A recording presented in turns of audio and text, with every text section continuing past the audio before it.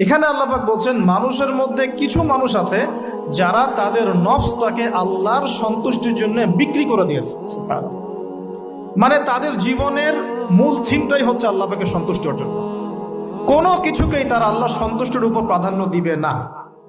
যদি কোটি টাকার অফার আসে হারাম, সে সেটা রিজেক্ট করবে, আল্লাহ নারাজ হবে।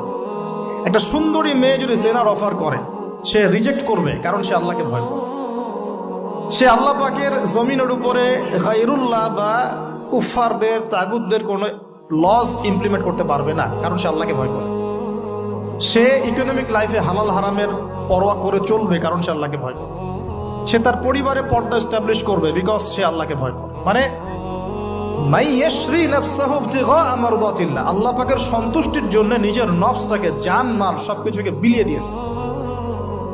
এই মানুষগুলোর সম্পর্কে আল্লাহ বলছেন ওয়াল্লাহু রাউফুম বিল ইবাদ। এই মানুষগুলোর প্রতি আল্লাহ পাক রাউফ হবেন,